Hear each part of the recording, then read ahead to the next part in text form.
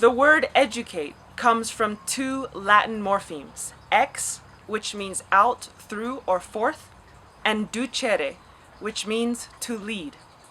Thus, the ancestors of old Europe believed that education was the process of leading a person out, through, and forth into the world. In this sense, to be educated is to have been led effectively into the world. But where exactly are we leading our children? Like a mantra, we lead our children to get good grades so they can go to college, so they can get a job, so they can make money, so they can be materially secure.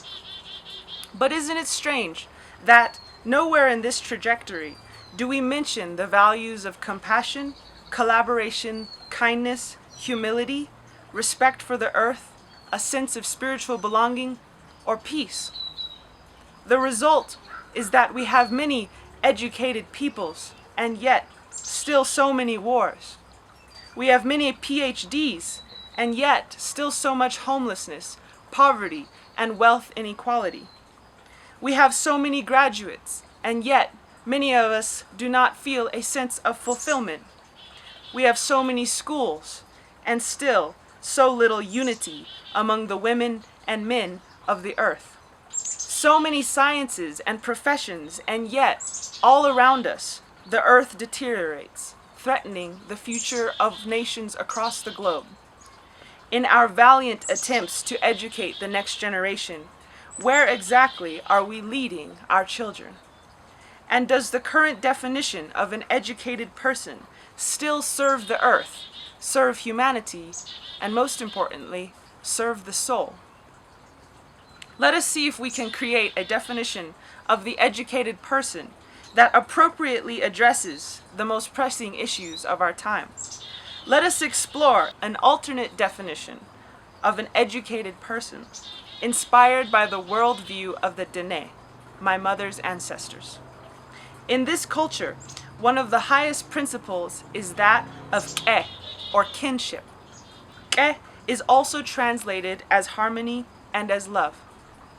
Through the lens of ke, we seek to acknowledge and honor all things as our family, as our kin. We seek to weave relationships between people and communities tighter, based on the assumption that we are stronger together. Thus, from this perspective, the educated person is she or he who sees the world as their family and as their friend. They support others as they would support their own mother, their own brother. They seek to move in the world as a child of all parents and as a parent of all children.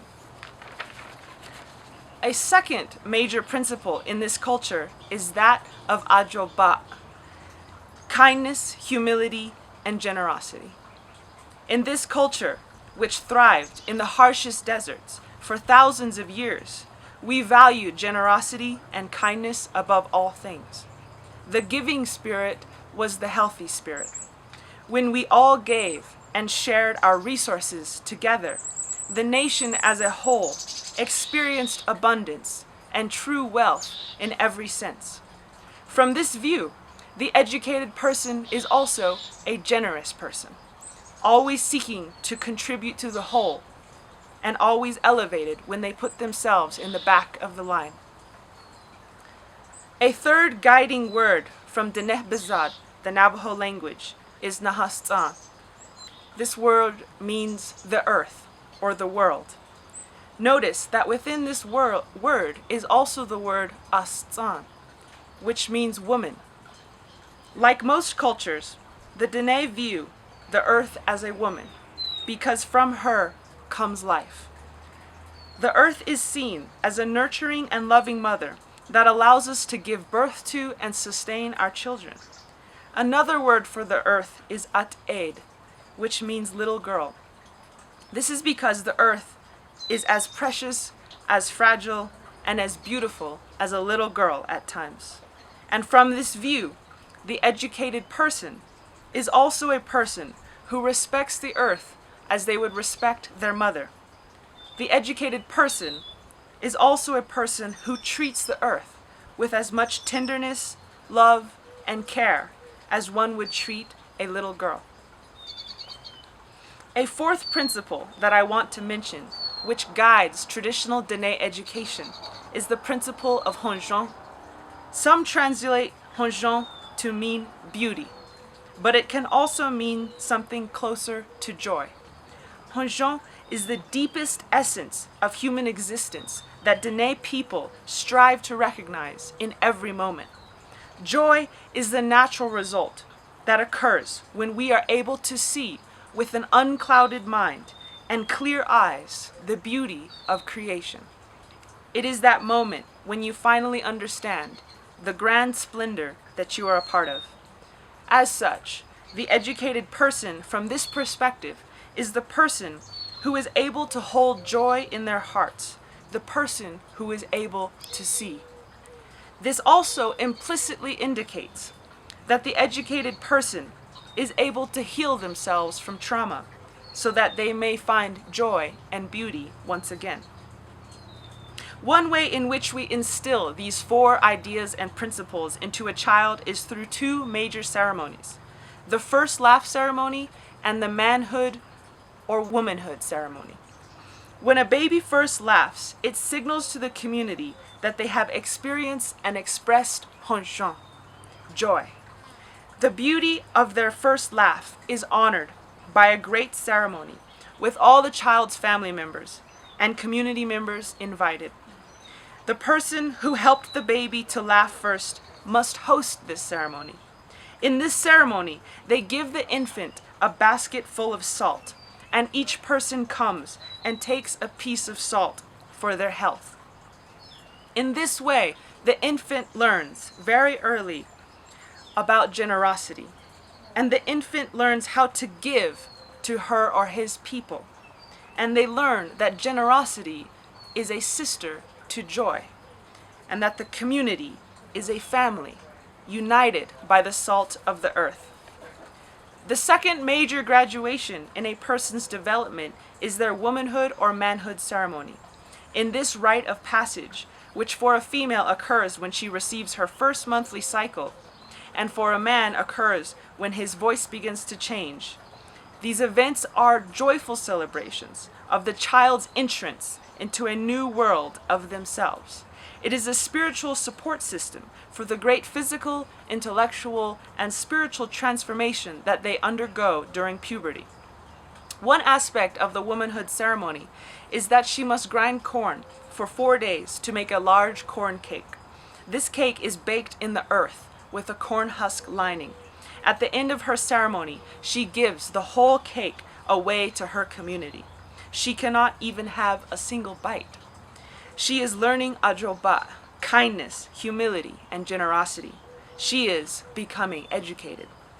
We are leading her into a life of beauty, fulfillment, and the ability to overcome challenge. The bigger the cake, it is supposed, the more generous of a person she will be for the rest of her life.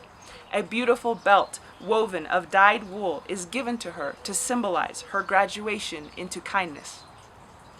For the young man, he enters into the sweat lodge with the older gentlemen. In that steamed lodge, he learns from them all the ways that he can honor and respect the women and the earth as sacred living beings. In this way, he finds the joy that comes from being a protector of the sacred. He learns compassion, he learns honor, he learns tenacity, and he learns joy.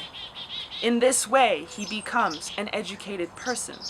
A silver, turquoise, and black leather bow guard is gifted to him at the end of this ceremony to symbolize his graduation into kindness. Notice that none of these important ways of educating Diné children involve core subjects or desk work. It is assumed that all of these 4 values and more must be laid down first as a healthy foundation before a person can adequately leverage their education in school or college for the good of humanity. It is only with these values instilled in the child that any Western education is worthwhile. For without compassion, we may wield the skills we learn in college in ways that harm ourselves, harm others, and harm the earth. Therefore, there is a primacy. Values first and skills later. Without values to guide these skills, the skills are empty, hollow, and sometimes even dangerous. Some of us have lost our ceremonies due to the destruction of our ancestral cultures and homelands. If so, how might we reinvent ways to teach our children the importance of these values? How might we lead our children in a new direction that helps and heals all things?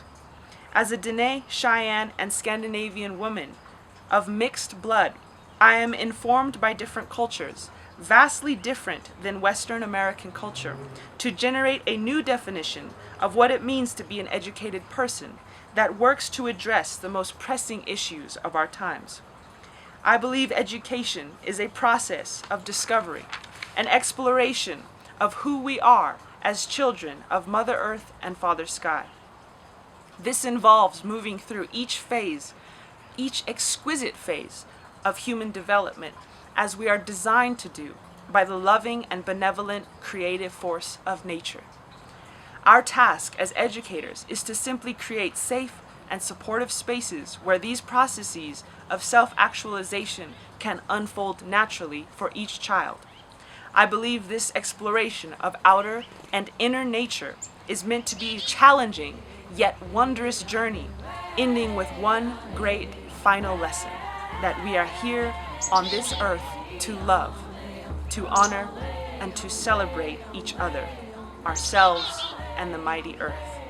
We are here to learn how to love.